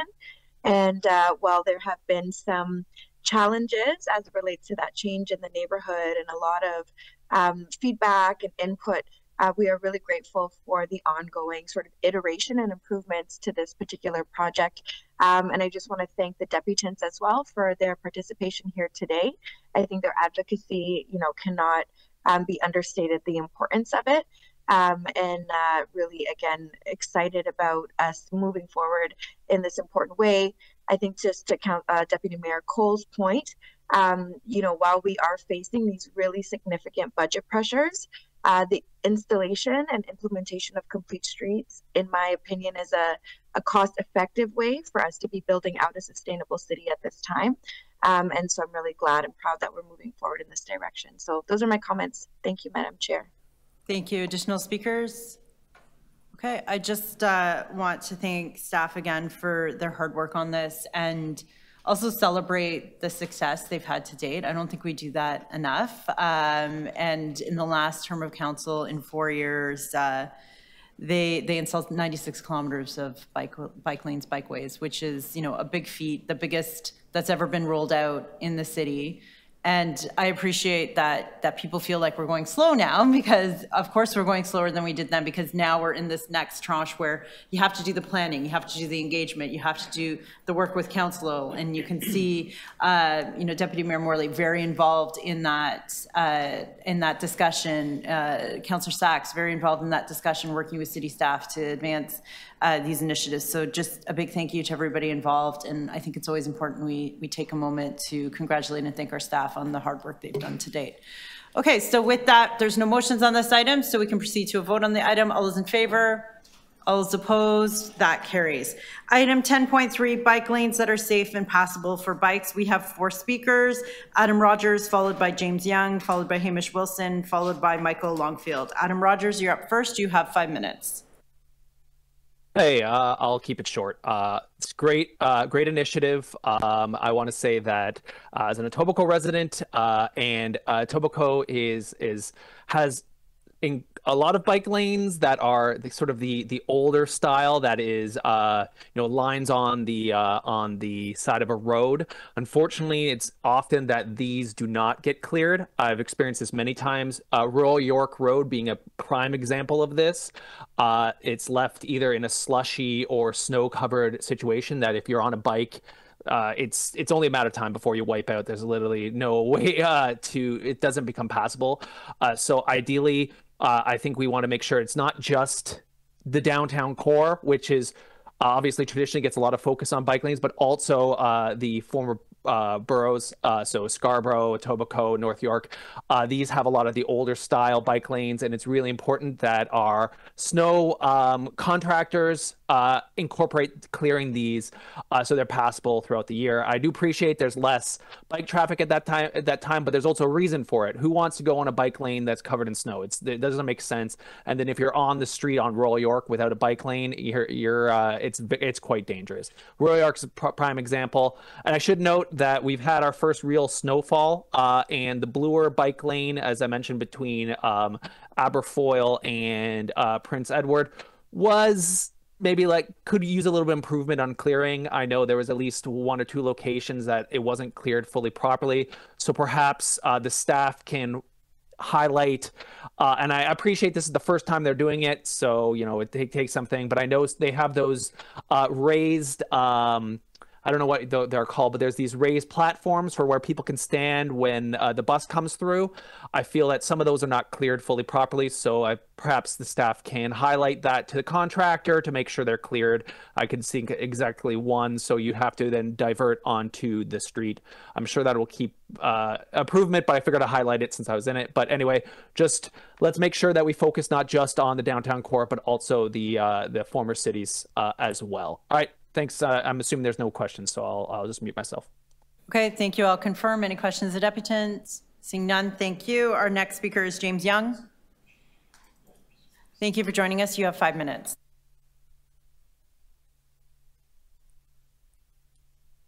Opportunity. My name is James Young, and I live in Midtown. I support Councillor Sack's excellent letter recommending the proper clearing of bike lanes during the winter. I ride my bike to work every day, virtually every day, year-round, and there are only a handful of days that I'm not able to ride. Typically, those are torrential downpours, or more importantly, when the surface is not passable. Between Mark's Work Warehouse, Mountain Equipment Co-op, and having studded tires, I can ride throughout the winter.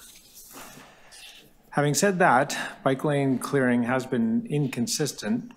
More accurately, the lanes are not cleared as bike lanes. There's snow piles, snow plowed into them, and rough ice patches. Last year, the clearing was actually anywhere from an A+ to an F. As such, it is possible to clear these lanes appropriately. When the bike lane becomes impassable, obviously I'm forced into traffic, which is rather unpleasant and somewhat dangerous. The weather in Toronto is rarely a barrier, but route surface can be a barrier to riding. And why do I ride my bike year-round? I ride it for a variety of reasons. I enjoy it. The health benefits are enormous, and I'm able to. But the number one reason is I'm being asked to use less gas, so I am, and I'm able to.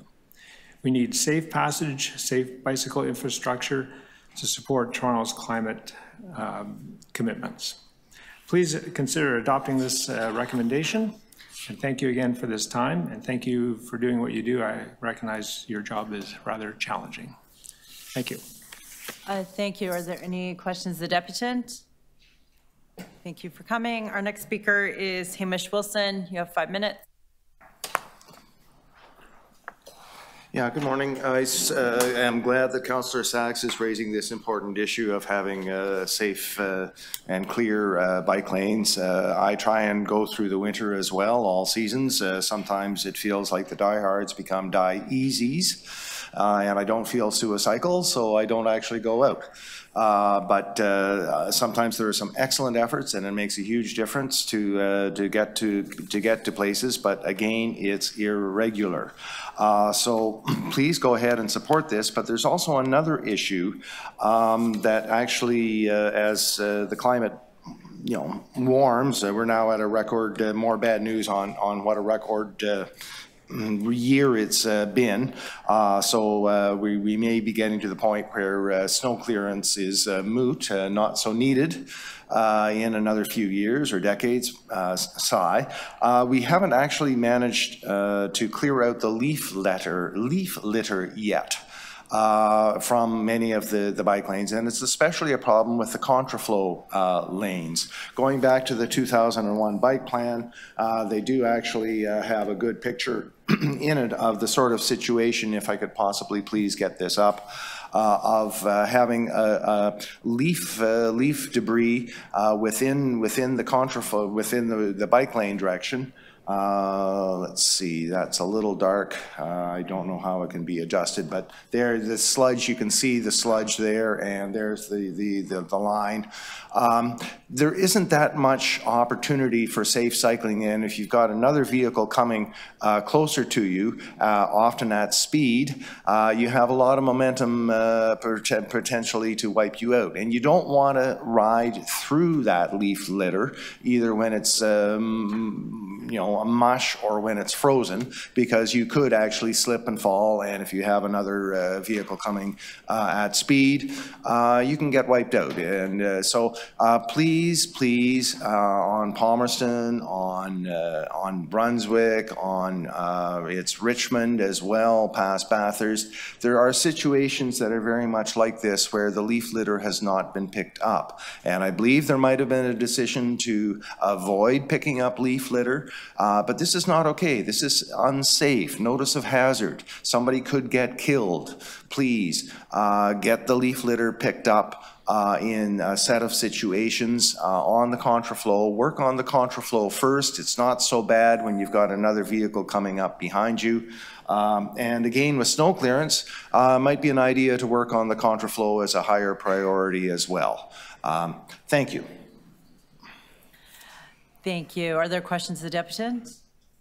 Okay, seeing none, our final deputant on this item is Michael Longfield.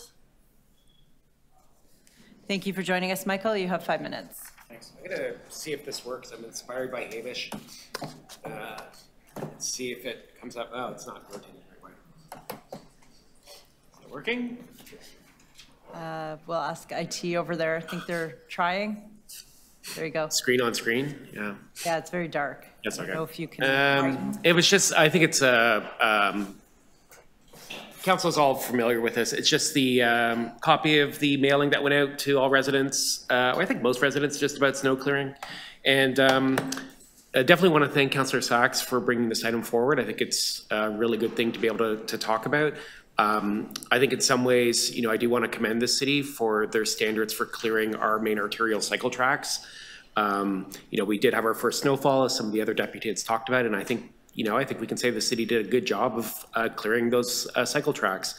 You know, Bloor Street, Yonge Street, Danforth were cleared and mostly passable. And I think, you know, to Councillor Sachs's point, it's about identifying the rest of the network and making sure that it's cleared and usable to the same standard. You know, one of the things I was going to point out with this is it's really good to see that bikeways are cleared or cycle tracks are cleared very early, like at 2 centimeters, which, you know, this pamphlet points is about a quarter depth. But one of the challenges is that a lot of our other cycling network is intentionally on quieter collector and residential streets. Often the city is defaulting to trying to find solutions with contraflow bikeways to avoid putting bikeways on busier arterials.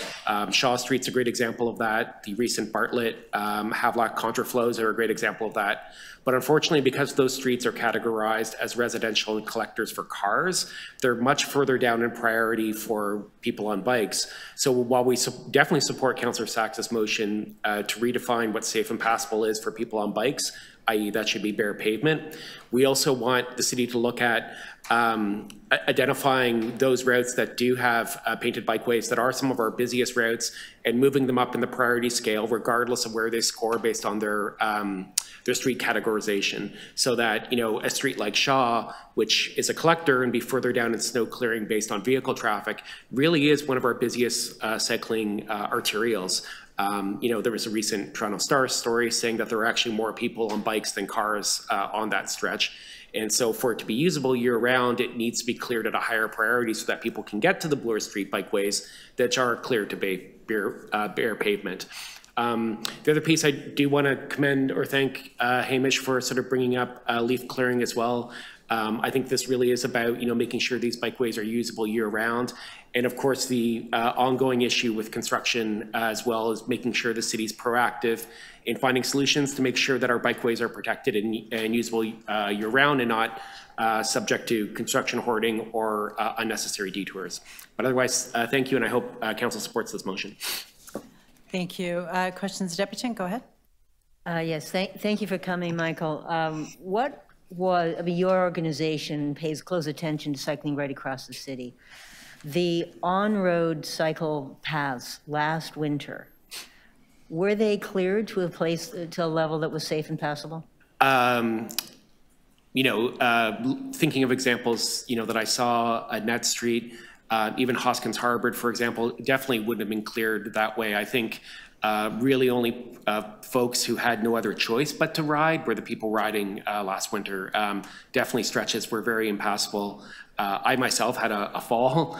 I slipped trying to get onto Hoskins Avenue and fell on my bike because of lack of snow clearing and ice, and actually sprained my finger. So yeah, definitely not to a great standard last year.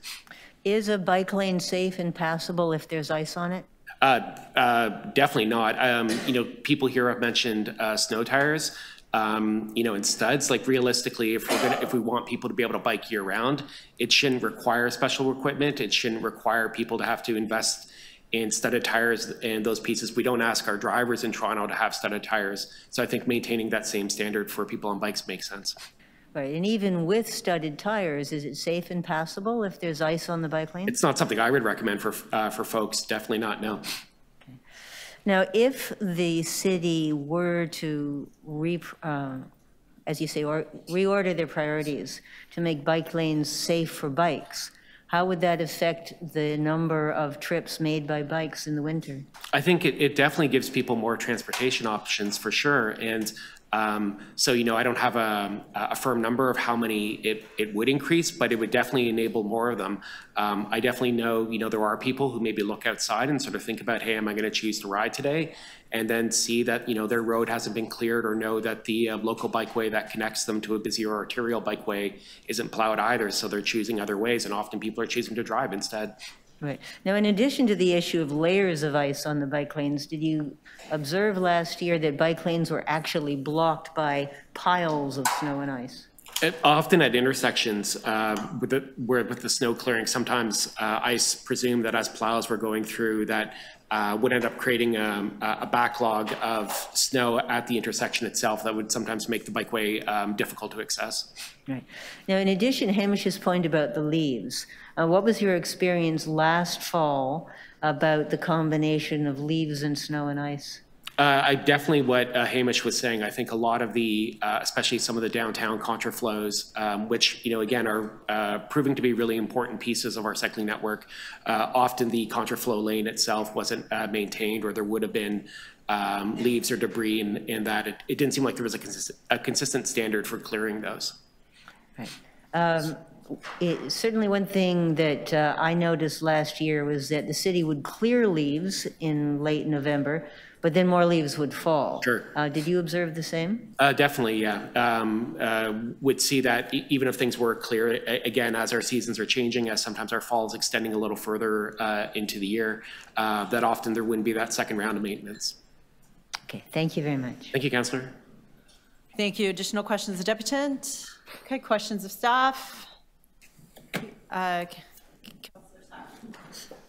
Yes, thank you.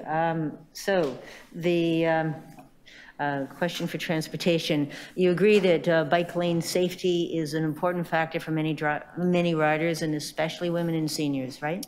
Through the chair, correct, I do. And an icy bike lane is not a safe lane for bikes, correct? Correct. Icy conditions on any right-of-way can be unsafe for users, and I would say even more so for cyclists and pedestrians. Right. Is winter use of our bike lanes important to our climate and air quality objectives?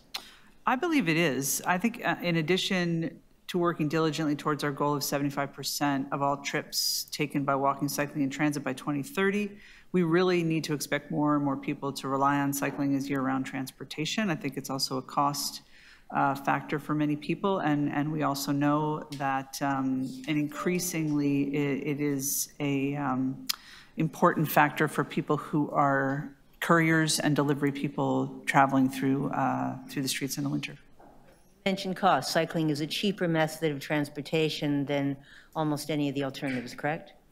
It's a very cost-effective way to get around the city, yes. Right. And are Toronto bike lanes actually used in the winter? They are. Currently, by about 20% of the regular cyclists in Toronto ride all year round. That's what our research has told us. And as I mentioned again, as we see more and more expansion of the industry that does deliveries, and a lot of the couriers and delivery folks are using bikes, it's also an increase in that market as well. And many of those are our most vulnerable. Many of those are our most vulnerable citizens. Correct.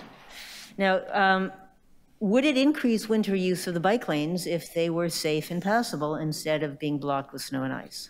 I think, and we've heard it from the deputants and people who ride all year round, that well-maintained facilities would certainly be more comfortable and accessible for a wider group of cyclists. So people who now don't cycle, if the facilities were clear, they'd be more likely to do that, and that would again be further in support of our Transform TO goals. Right. Now, our current standard is that all roads have to be safe and passable. What would you have to change to make bike lanes safe and passable for bikes? So there's a specific definition for safe and passable, and I think what we've been talking about and what we've heard today from some of the deputants is the difference between safe and passable and bare pavement. And so we need to take a look at how many kilometers would be affected to change the standard from safe and passable to bare pavement. And if there are any service level enhancements that different from our current contracted services that would require additional equipment or staffing or what have you, then that would be the changes that we would need to make. So we do need to do a little bit of work on that. Right, but only by getting to bare pavement would bike lanes be safe and passable for bikes in Toronto's weather, right?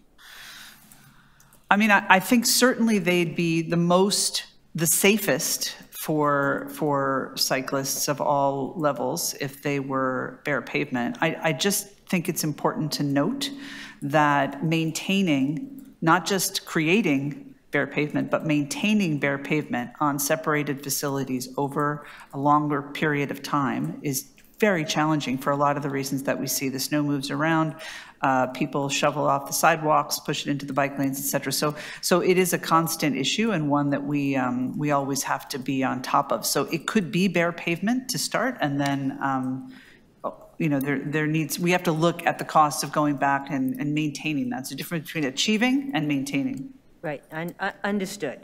And so that does get to the question of budget. Do you need additional budget to be able to move towards bare pavement for bike lanes in order to improve cyclist safety for the reasons you've described?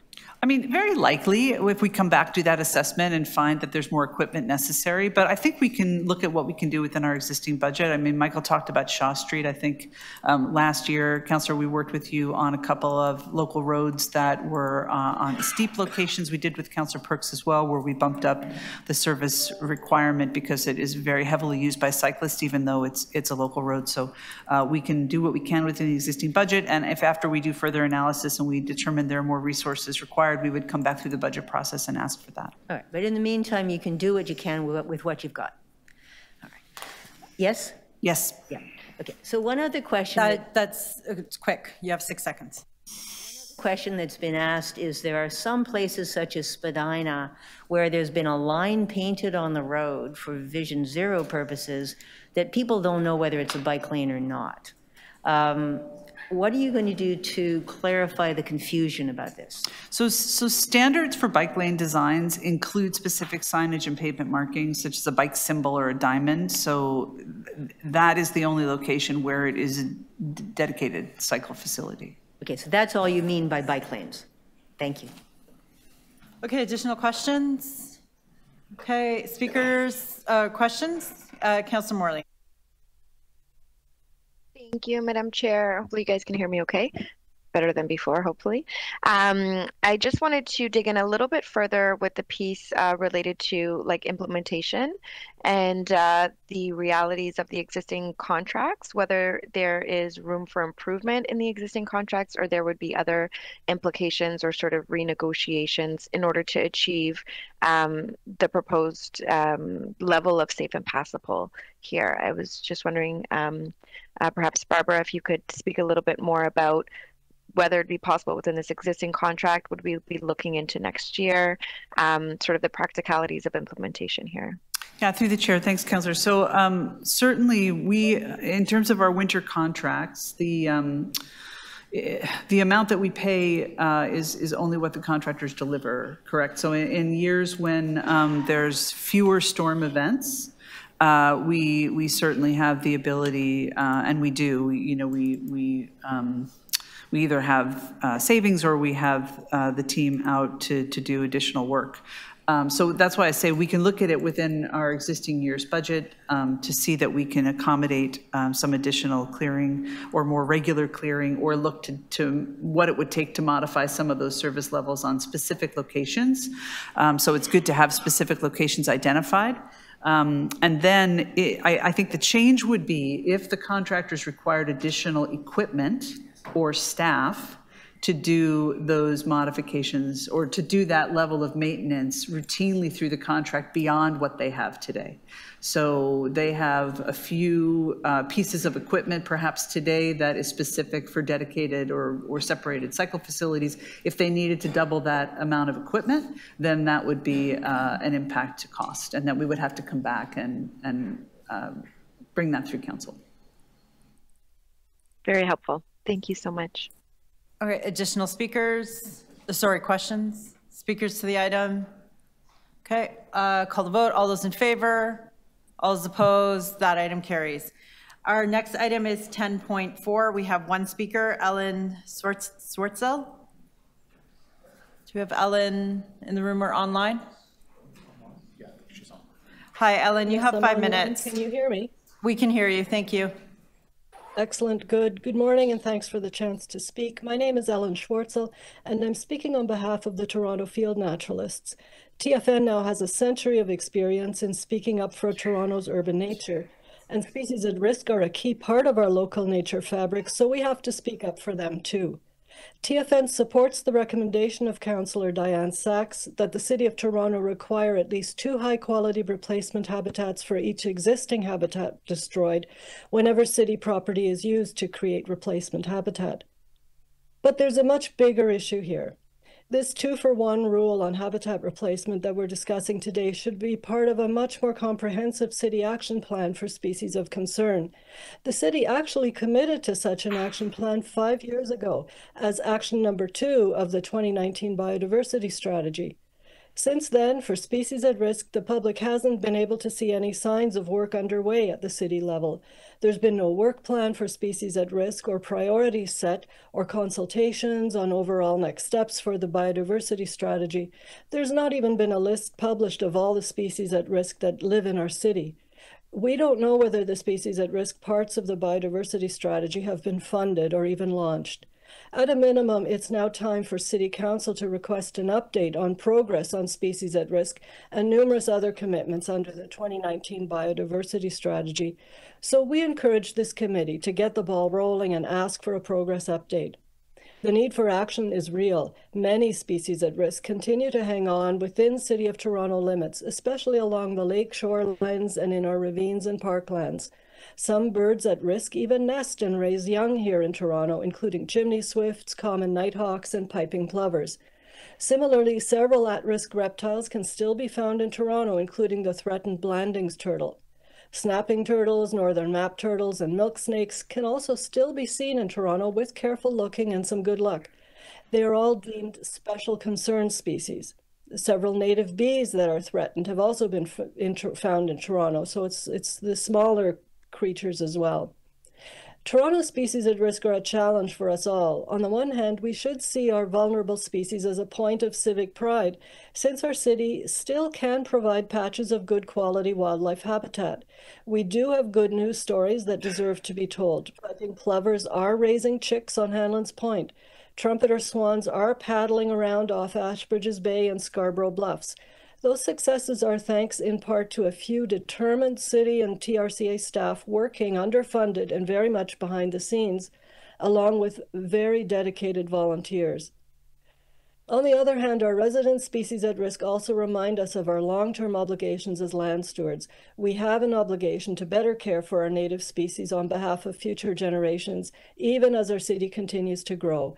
A status update on the biodiversity strategy would help us set priorities. Thanks for your time.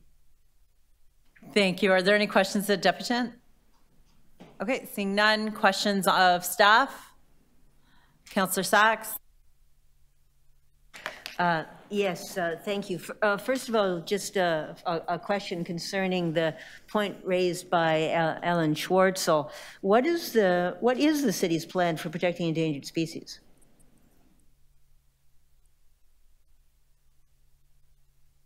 This falls through the chair. Louder.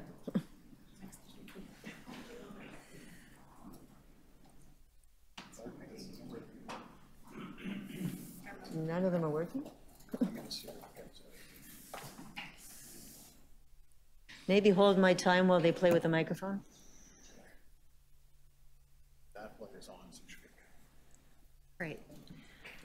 Through the chair, regional species at risk and the action plans have been generally dealt with through the Etobicoke and Humber Creek watershed plans, which are currently, Etobicoke is just completed and will be actually through Planning and Housing Committee later this year, and Humber is underway. We do need to do more detailed ones, and we'll be looking at undertaking that with the Conservation Authority over the coming year. Okay, thank you. More generally, I know there's a group of folks not sure who to put this through, but the city does get asked with some frequency by developers to allow them to put replacement habitat on public land, correct? Who do I ask?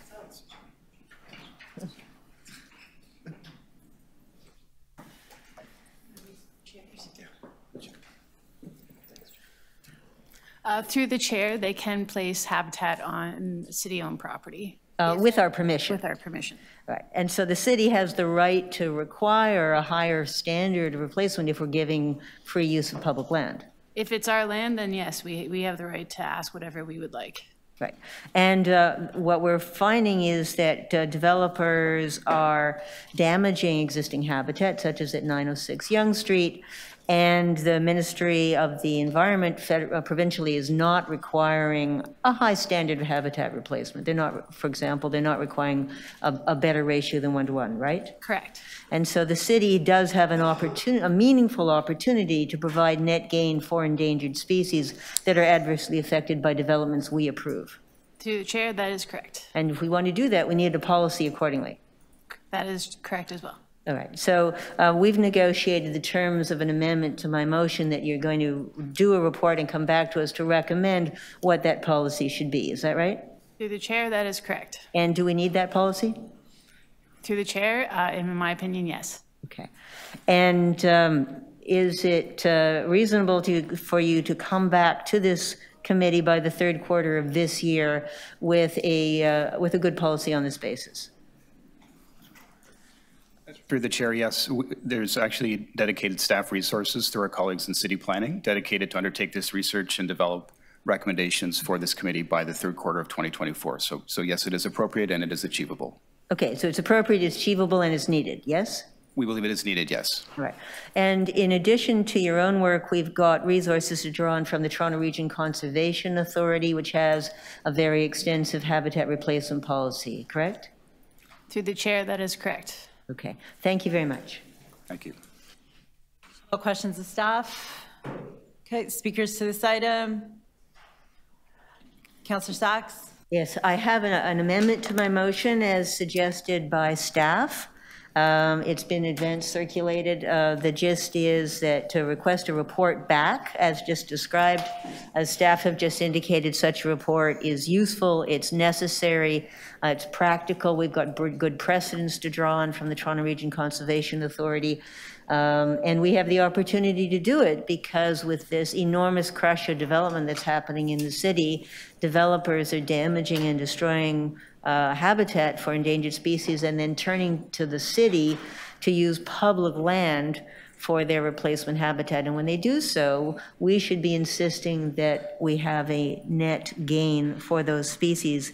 I will see that I note in the motion that one of the resources we should be drawing on is my report to the Ontario Legislature as Environmental Commissioner on the extraordinarily bad standard that the provincial government exercises in protecting endangered species. Basically, they do a terrible, terrible job.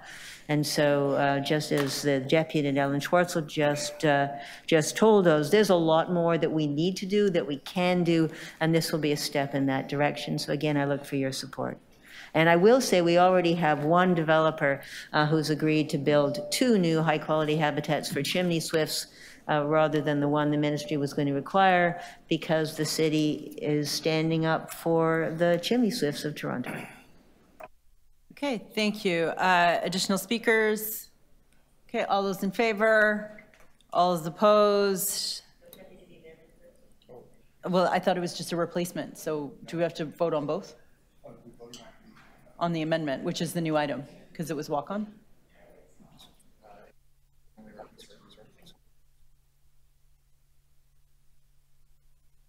Okay, we're good, because it's just the one. Okay, let the record show we cared about chimney swifts and blending turtles. Okay, 10.5, congestion management update request. Councillor Cole, you have questions?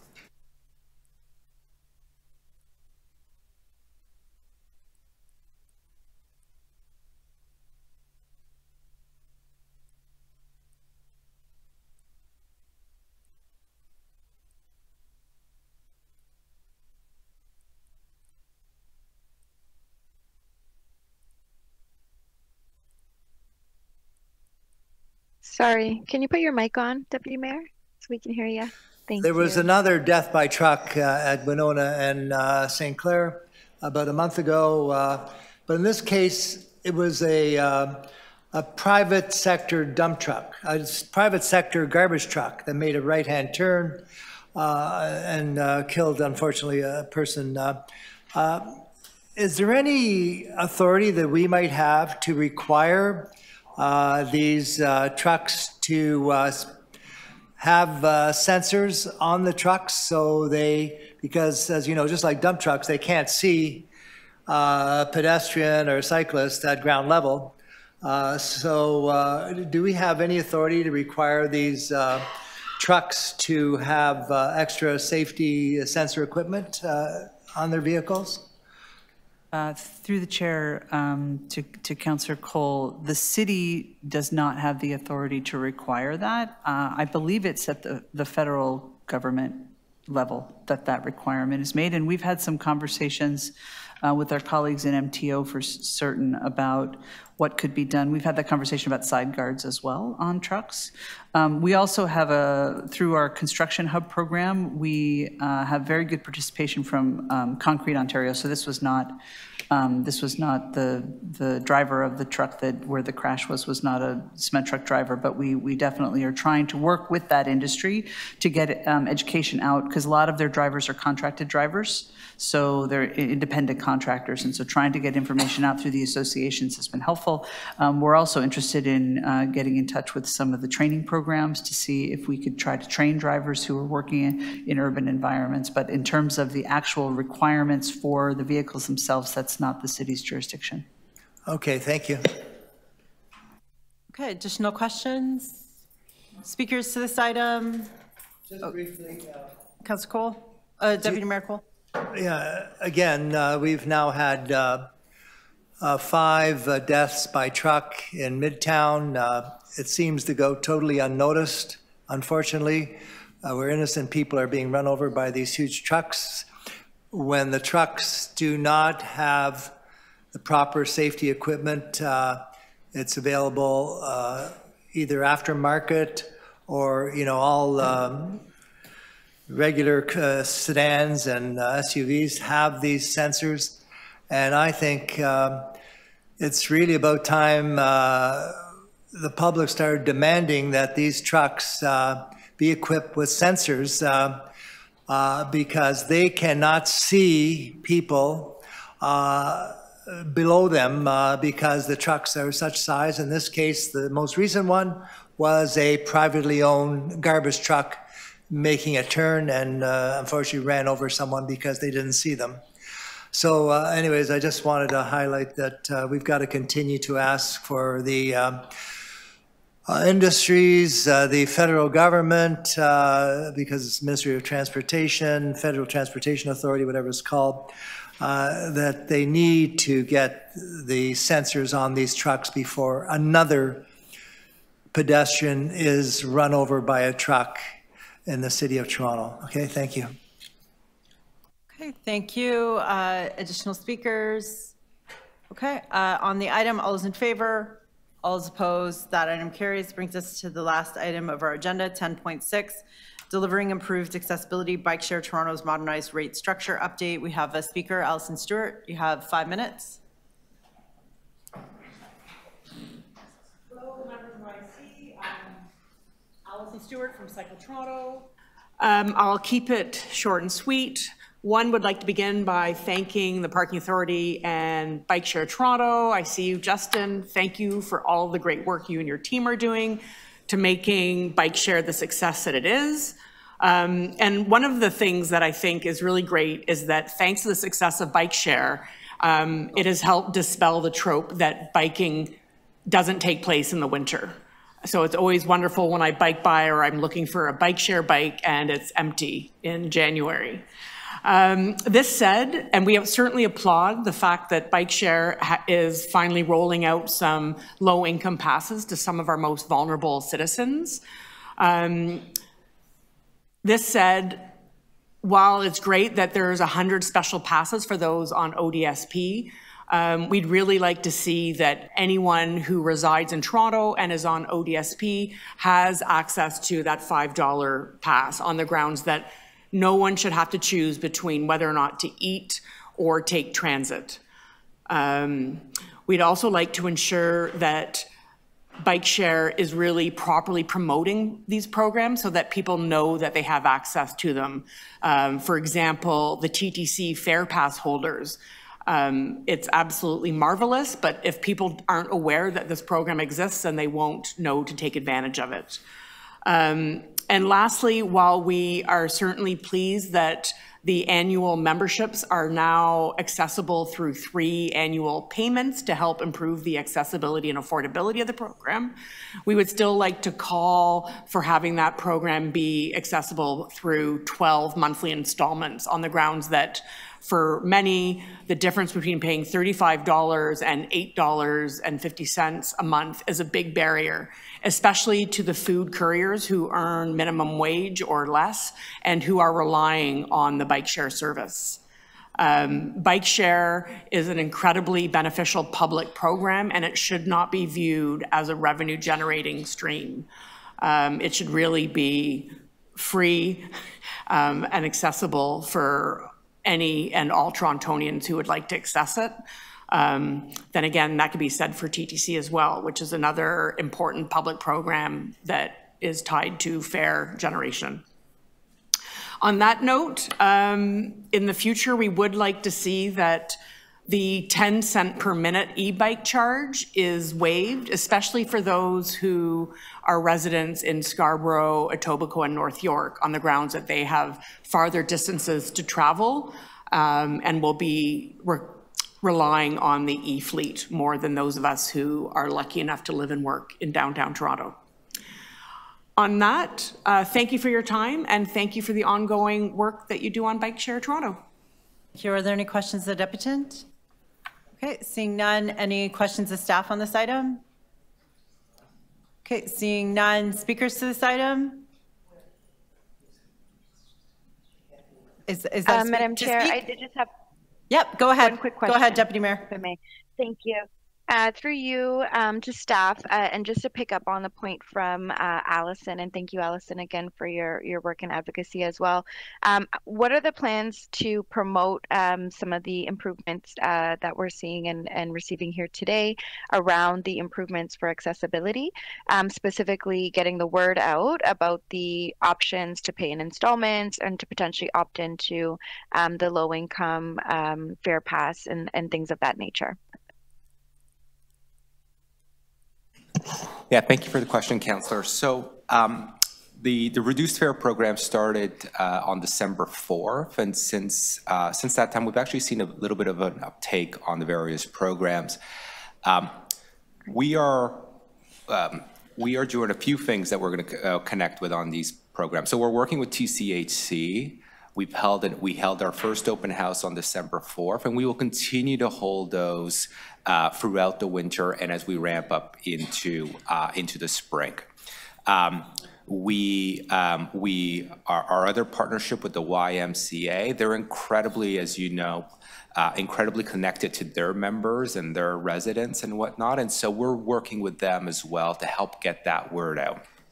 And then the other thing I'll say is, as councillors know, our program has been growing exponentially, and one of the things I think we do very well at Bike Share Toronto is self-promote ourselves and market the program. And so please have confidence that as we ramp up our marketing promotions efforts throughout the winter and spring, this is something that we will communicate loudly to the communities out there. Thank you. Fantastic. Thank you so much. Again, really appreciate the great work here, and excited about the uptake and the growth of the program. Just one suggestion is, as that marketing campaign continues to gear up, if there are comms that you can share with local councillors as well, we'd love to be part of the effort, put it out in our newsletters, and make sure that our constituents are also receiving the information through us. So thank you so much. Absolutely. Thank you. Okay, thank you. Additional questions of staff? Speakers to this item? Seeing none, I'll just thank city staff and the Toronto Parking Authority for their hard work in this area. Thank you, Denise, and TPA. And also thank Deputy Mayor Morley, who I know has been a big advocate of this program and rolling it into the Fair Pass program. So with that, we'll call the vote. All those in favor? I have a motion, sorry. So this is, I have a motion, thank you to the clerk. The original wording was from TPA, so asking us to give authority. So this is reworded so that we are giving authority to our wonderful people at SDFA to do this work. So this will be the motion before us. All those in favor? All those opposed? That item carries. I am confirming we have completed the agenda. Thank you, everybody. Happy New Year. Off to a great start. Thanks, everyone.